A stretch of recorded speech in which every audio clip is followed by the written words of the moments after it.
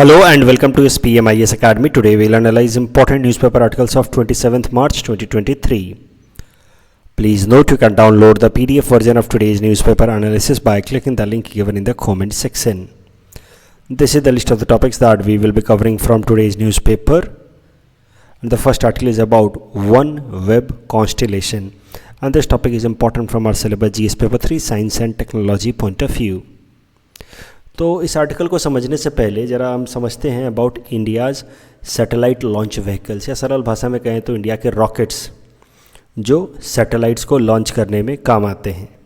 तो इंडिया का rocket development programme या launch vehicle development programme started in early 90s. One of the earliest rockets developed in India were SLV satellite launch vehicle, फिर augmented SLV, ये सब बहुत ही basic type के थे. And then one of the major satellite launch vehicle was PSLV that was developed after ASLV. और PSLV से भी ज़्यादा पावरफुल फिर हमने डेवलप किया GSLV. उसका सबसे पावरफुल वर्जन है GSLV Mach 3. इनके बारे में ज़रा देखें क्योंकि this article is associated with GSLV Mach 3 जिसका नाम अब हो गया है LMV. तो रॉकेट प्रोपेलेंट की अगर बात की जाए, रॉकेट्स, तो rockets are used to sail or used to transport some satellites into the space orbits. तो रॉकेट्स में प्रोपेलेंट्स लगे रहते हैं, रॉकेट्स में इस तरह के फ्यूल लगे रहते हैं जो बर्न करते हैं, और बर्न करने के कारण फिर वो एग्जॉस्ट रिलीज़ करता है, और उस एग्जॉस्ट रिलीज़ करने के कारण थ्रस्ट मिलता है इन रॉकेट्स को, and that propels them to move forward. ये पूरा का पूरा जो फिनोमेना हो रहा है that is nothing but conservation of momentum. तो मोमेंटम अल्टीमेटली जीरो रहनी है. तो ये थ्रस्ट, ये जब एग्जॉस्ट इस डायरेक्शन में अपने आप को फोर्स लगाएगा या इस डायरेक्शन में जब वो मूव करेगा, तो नेचुरल सी बात है कि rocket will get thrust to move in the forward direction, और इस तरीके से this rocket will move up while taking some payload और सैटेलाइट विथ इट. अब ये जो थ्रस्ट है ये आता है because of burning of a fuel, और फ्यूल जो है अकेले तो बर्न नहीं कर सकता, फ्यूल को बर्न करने के लिए चाहिए हमें ऑक्सीजन. तो दो चीज़ें चाहिए होती हैं रॉकेट के अंदर. जो रॉकेट के अंदर प्रोपेलेंट्स होते हैं उसमें फ्यूल होता है और इसके अलावा एक ऑक्सीडाइज़र होता है. तो fuel and oxidiser together they help in propulsion of rockets. अब ये जो फ्यूल है वो तीन टाइप का हो सकता है. सॉलिड फ्यूल हो सकता है, लिक्विड फ्यूल हो सकता है, या क्रायोजेनिक फ्यूल हो सकता है. सॉलिड मतलब सॉलिड स्टेट में, लिक्विड ऑफ कोर्स मतलब लिक्विड स्टेट में, या क्रायोजेनिक मतलब नॉर्मल टेम्परेचर में वो गैसेस स्टेट में होगा, but at a very low temperature it turns into liquid state. जैसे कि हाइड्रोजन या ऑक्सीजन को -180 डिग्री सेल्सियस के आसपास ले जाया जाए तो it turns into a liquid stage, तो उसको हम लोग कहते हैं क्रायोजेनिक स्टेट. तो अगर बात की जाए सैटेलाइट लॉन्च व्हीकल्स की, तो मैंने आपको बताया कि सबसे प्रोमिनेंट अभी हमारा जो लॉन्च व्हीकल है वो है PSLV as far as the numbers of the launch are concerned. लेकिन जो सबसे पावरफुल है वो है GSLV, उसमें भी सबसे पावरफुल वर्जन है GSLV Mach 3.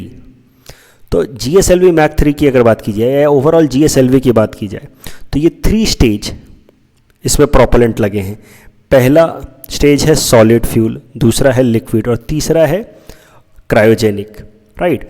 तो पहला जो सॉलिड स्टेज है उसमें जो फ्यूल इस्तेमाल किया जाता है वो solid hydroxyl terminated polybutadiene, short में कहते हैं HTPB. ये जो सॉलिड स्टेज वाला फ्यूल है ये सबसे ज़्यादा थ्रस्ट प्रोवाइड करता है. तो the first stage provides maximum thrust. फिर जो सेकेंड स्टेज है वो लिक्विड स्टेज वाला फ्यूल है, और उसमें इस्तेमाल किया जाता है जो फ्यूल वो है डाई नाइट्रोजन टेट्रोक्साइड. ध्यान देने वाली बात यह है, पीटी पर्सपेक्टिव से आपको याद रखना है कि जो सेकेंड स्टेज में इंजन इस्तेमाल किया जाता है GSLV में उसका नाम है विकास इंजन, और तीसरे स्टेज में फिर हाइड्रोजन इस्तेमाल किया जाता है इन लिक्विड स्टेज, और इसी को हम लोग कहते हैं क्रायोजेनिक स्टेज. तो क्रायोजेनिक स्टेज में liquid hydrogen is used as fuel and liquid oxygen is used as oxidizer. Because of extremely low temperature, somewhere close to -80 degree Celsius, the cryogenic engine is able to control liquid hydrogen and liquid oxygen. बात की जाए PSLV की, GSLV तो मैंने बताया मोटा मोटा, उसके बारे में थोड़ा और आगे भी देखेंगे। PSLV की अगर बात की जाए तो इसका पावर भले GSLV से कम है, लेकिन इसको इंडिया का जो स्पेस एजेंसी है इसरो, इसका वर्क हॉर्स कहा जाता है, बिकॉज अभी तक सबसे ज़्यादा सक्सेसफुल लॉन्चेज इसी ने किए हैं। The first successful launch was held in October 1994। PSLV की बात की जाए तो इसमें 4 स्टेजेज हैं फ्यूल के, solid stage, liquid stage and then again solid liquid stage. तो इस तरीके से PSLV काम करता है। PSLV के इम्पॉर्टेंट लॉन्चेज की अगर बात की जाए तो Chandrayaan 1 mission, Mars orbiter mission या एस्ट्रोसैट वगैरह, ये सब कुछ, Indian regional navigational satellite systems, ये सब कुछ PSLV ने लॉन्च किया है।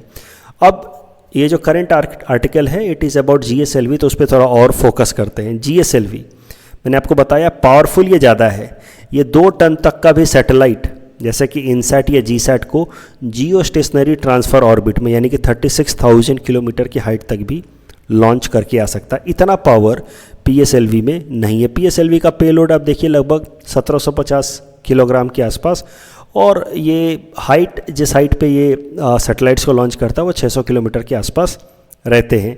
तो लो अर्थ ऑर्बिट में आप कह सकते हैं कि PSLV बेसिकली ज़्यादा सक्सेसफुल रहता है। GSLV is created for higher Earth orbit geostationary transfer orbit about 36,000 kilometers, and it can tackle or it can transport satellites up to 2 tons. GSLV में भी अलग अलग वर्जन है। जो सबसे पहला था वो था GSLV Mach 1, उसमें जो क्रायोजेनिक इंजन था वो हमने रसिया से मंगाया था। GSLV Mach 2, उसमें क्रायोजेनिक इंजन हमने इंडिजीनस डेवलप किया था। GSLV Mach 3 the most powerful, उसका भी जो क्रायोजेनिक इंजन है यानी कि 3rd स्टेज वाला जो इंजन है इट इज़ इंडिजीनस, हमारे देश का है। अभी पिछले साल एक इंपॉर्टेंट डेवलपमेंट हुई थी with respect to GSLV Mach 3, the most updated, the most powerful GSLV version.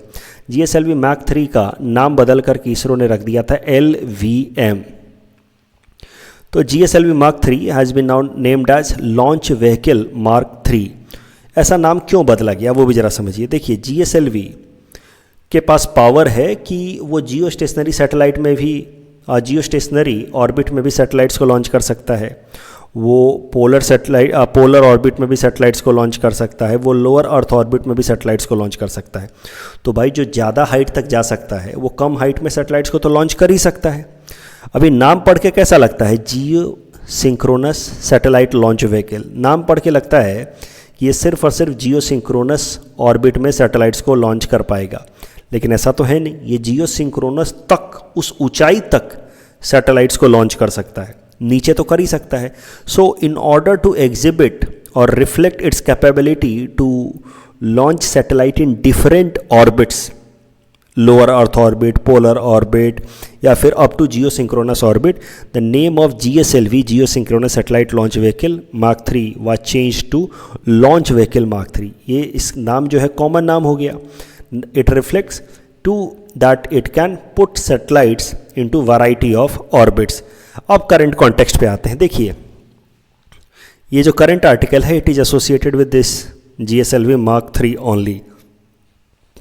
UK की एक कंपनी है जिसका नाम है OneWeb। ये OneWeb कंपनी क्या कर रही है, सैटेलाइट्स लॉन्च करा रही है स्पेस के अंदर, जिसकी मदद से वो satellite based broadband services provide कर पाए। तो ब्रॉडबैंड कॉन्स्टेलेशन ऑफ सैटेलाइट्स, इस तरह के सैटेलाइट्स वो लॉन्च करा रही है स्पेस में, जिसकी मदद से वो broadband services with help of satellites वो लॉन्च सर्विसेज प्रोवाइड करा पाए। ये जो सैटेलाइट्स लॉन्च किए जा रहे हैं ये पोलर ऑर्बिट्स में लॉन्च किए जा रहे हैं, यानी कि पोल टू पोल ये रिवॉल्व करेंगे around the earth. Low earth orbit में, यानी कि हाइट ज़्यादा नहीं है बट पोलर ऑर्बिट में है, और इसमें इस तरह के 12 रिंग्स बनाए गए हैं एंड एक रिंग में लगभग 49 सैटेलाइट्स होंगे। तो करंट न्यूज़ ये है कि ये जो OneWeb का कॉन्स्टेलेशन बनाया जा रहा है of satellites in order to provide broadband services, ये कॉन्स्टेलेशन कंप्लीट हो गया है। इसके जो लास्ट 72 सैटेलाइट्स थे उसको लॉन्च किया है इसरो ने। 72 सैटेलाइट्स को इसरो ने 2 बैच में लॉन्च किया है ऑफ 36 सैटेलाइट्स ईच। और ये जो 36 सैटेलाइट्स ईच लॉन्च किया है इसरो ने ऑफ OneWeb कंपनी, इसको लॉन्च किया गया है with help of this LMV। GSLV Mark 3 का नाम बदल करके कर दिया गया है LVM-3, और इसी की मदद से ये आखिरी के दो 36 यानी कि टोटल 72 सैटेलाइट्स लॉन्च किए हैं इसरो ने। और इसके साथ ही OneWeb का ये जो कॉन्स्टेलेशन है ऑफ सैटेलाइट्स वो कंप्लीट हो गया है। सो इसरो की एक कॉमर्शियल कंपनी है NSIL, new space India limited. ISRO ने इसको बनाया है ताकि इसरो के लिए वो कॉमर्शियल प्रोजेक्ट्स दुनिया भर से लेकर के आए। देखिए, इसरो के पास कैपेबिलिटी तो है ही सैटेलाइट्स लॉन्च करने की। अब दुनिया की कोई कंपनी, कोई ऑर्गेनाइजेशन अगर कोई सैटेलाइट लॉन्च कराना चाहती है तो वो इसरो को कॉन्ट्रैक्ट दे सकता है, लेकिन वो कॉन्ट्रैक्ट लाने का काम कर रहा है इसरो का ये विंग NSIL। इसके अलावा इसरो का एक और कॉमर्शियल विंग है जिसका नाम है अंतरिक्ष। तो NSIL ने ये कॉन्ट्रैक्ट लाया था इसरो के लिए of launching 72 satellites for OneWeb company, और फिर अब ये 72 सैटेलाइट्स का पहला जो 36 सैटेलाइट्स का बैच था उसको इसरो ने लॉन्च किया था अक्टूबर में in 2022, and now the second batch of 36 satellites have been also launched by ISRO, and this is how the overall OneWeb constellation is complete. इस टॉपिक के बेसिस पे प्रीलिम्स प्रैक्टिस क्वेश्चन हमने आपको दे रखा है। Please attempt this question and you can submit the answer in the comment section. The next article is about Earth Hour, and this topic is important from our syllabus GS paper 3 environment point of view. देखिए, छोटा सा topic है। Earth Hour worldwide एक मूवमेंट है that has been organized by World Wide Fund for nature, short में इसको WWF कहते हैं। तो इसमें किया क्या जाता है कि मार्च महीने के लास्ट सैटरडे को, यानी कि ये जो सैटरडे अभी बीता है, हर साल मार्च महीने के लास्ट सैटरडे को रात के 8:30 से 9:30 बजे तक सारे नॉन एसेंशियल इलेक्ट्रिक लाइट्स वगैरह बंद कर दिए जाते हैं ताकि इलेक्ट्रिसिटी सेव की जाए फॉर 1 आवर। 1 घंटे की भी इलेक्ट्रिसिटी अगर पूरे दुनिया भर में सेव की गई तो उसके लिए जो कोल बर्न किया जाता है वो काफ़ी हद तक कम किया जा सकता है, जिससे हमारे इन्वायरमेंट को थोड़ा सा आराम या रिलीफ मिलेगा। That is the idea behind Earth Hour which is organized by World Wide Fund for Nature. 8:30 से 9:30 बजे तक के बीच में 1 घंटे के लिए लास्ट सैटरडे ऑफ मार्च को सारे नॉन एसेंशियल लाइट्स को बंद कर दिए जाते हैं। इस तरीके से हर साल अर्थ आवर मनाया जाता है। अब देखिए, हमारे चीफ मिनिस्टर हिमंता बिस्वा शर्मा साहब, उनके भी ऑफिस में 1 घंटे के लिए लाइट को ऑफ कर दिया गया, तो वैसे कैंडल लाइट में काम कर रहे हैं। Theme of Earth Hour for 2023 is energy conservation and carbon footprint reduction. इस टॉपिक बेसिस पे प्रीलिम्स प्रैक्टिस क्वेश्चन हमने आपको दे रखा है। Please read this question and you can submit the answer in the comment section. The next article is about DNA profiling of elephants, and this topic is important from our syllabus GS paper 3 environment point of view. तो current article देखने से पहले जरा समझते हैं about project elephant. ये project start किया ministry of environment, forest and Climate Change ने इन 1992। It is a centrally sponsored scheme, मतलब भारत सरकार और स्टेट गवर्नमेंट्स मिल करके चलाते हैं। इसका मेन एम है कि एलिफेंट्स का हैबिटेट प्रोटेक्ट किया जाए, और उसके अलावा जो एलिफेंट कॉरिडोर्स हैं उनको भी सेफगार्ड किया जाए। एलिफेंट कॉरिडोर्स होता क्या है कि 2 एलिफेंट हैबिटेट्स को कनेक्ट करने वाला जो नैरो एरिया होता है उसको कहा जाता है एलिफेंट कॉरिडोर। क्योंकि हाथी कैसा होता है, वो एक तो ग्रुप में रहता है तो और ज़्यादा खाता भी है, ठीक है, इसकी कंजम्पशन भी ज़्यादा है। तो किसी एक फॉरेस्ट में या एक इकोसिस्टम में ये ग्रुप ऑफ एलिफेंट्स लंबे समय तक नहीं रह सकते, क्योंकि आसपास का रिसोर्स वो जल्दी ख़त्म कर देते हैं। तो फिर एक फॉरेस्ट से निकल करके उनको दूसरे फॉरेस्ट जाने के लिए एलिफेंट कॉरिडोर्स की ज़रूरत पड़ती है। Elephant corridors must be protected from human intervention.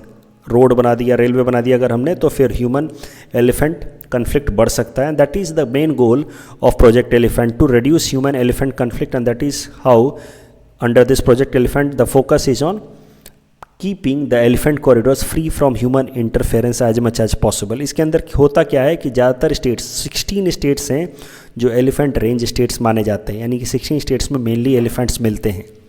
इन सारे स्टेट्स को सेंटर जो है वो फंड प्रोवाइड करता है और टेक्निकल सपोर्ट प्रोवाइड करता है under Project Elephant, in order to ensure that there elephant corridor is free from human interference. ठीक है, अगर बात की जाए कंजर्वेशन स्टेटस की एलिफेंट्स की, तो एलिफेंट्स में IUCN के रेड डेटा बुक में elephants have been categorized as endangered, जबकि वाइल्ड लाइफ प्रोटेक्शन एक्ट 1972 में शेड्यूल 1 यानी कि हाईएस्ट प्रोटेक्शन मिला है। इंटरनेशनल ट्रेड में भी एलिफेंट्स के रिस्ट्रिक्शन है, they have been put under CITES appendix 1, highest level of restriction. अब करंट न्यूज़ पे आते हैं। देखिए जैसा कि आप देख रहे हैं, Project Elephant was launched in 1992, तो इसके 30 साल पूरे हो गए हैं। So in order to celebrate 30 years of Project Elephant, दो इंपॉर्टेंट चीज़ें की गई। एक तो Ministry of Environment, Forest and Climate Change ने DNA प्रोफाइलिंग करनी शुरू की है of captive elephants. Captive elephants वो एलिफेंट्स जो जू वगैरह में रखे जाते हैं, उन सारे एलिफेंट्स का अब DNA प्रोफाइलिंग का काम शुरू किया है ministry of Environment, Forest and Climate change. DNA profiling से एलिफेंट्स के अंदर होने वाले डिजीजेस के बारे में ज़्यादा पता लगाया जा सकता है और उसको फ्यूचर में अवॉइड किया जा सकता है। उसके अलावा अगर असम की बात की जाए तो 30 साल जो हुए हैं प्रोजेक्ट एलिफेंट के, उसको सेलिब्रेट करने के लिए हमारे असम में एक सेलिब्रेशंस किए जाएंगे जिसका नाम होगा गज उत्सव। तो गज उत्सव will be conducted in Kaziranga from 6th to 8th April in order to celebrate the completion of 30 years of Project Elephant. और हमारी president Droupadi Murmu ji will launch Gaj Utsav in Kaziranga to mark 30 years of Project Elephant. The next article is about Lavlina Borgohain, who has won gold recently. This topic is important from prelims exam point of view. International boxing association IBA के world boxing championship 2023 में जो हाल फिलहाल में दिल्ली में conduct कराया गया, उसमें India की 4 फीमेल बॉक्सर्स ने गोल्ड सिक्योर किया है। सावित्री बुरा, नीतू गंगास, निखत जारीन एंड लवलीना बोरगोहाई। अब सबके बारे में डिटेल तो आप रट नहीं सकते, लेकिन लवलीना बोरगोहाई के बारे में याद रखना है अब आपको। अगला जो भी प्रीलिम्स होगा अगर उसकी बात की जाए तो Lovlina Borgohain middle weight category में 75 kg कैटेगरी के लिए उन्होंने गोल्ड जीता है। कल जो हमने आपको प्रैक्टिस क्वेश्चन दिया था उसका आंसर देख लेते हैं। I think the first question is missing here, मैं ऐड कर दूंगा। First question I think IPCC पे था, I will add that. So project tigers कितने, टाइगर रिजर्व्स कितने हैं? Answer is 54। कवच सिस्टम से रिलेटेड ये सवाल था, दोनों स्टेटमेंट सही हैं, so correct answer is option C। That's all from our sir for today, thanks for watching.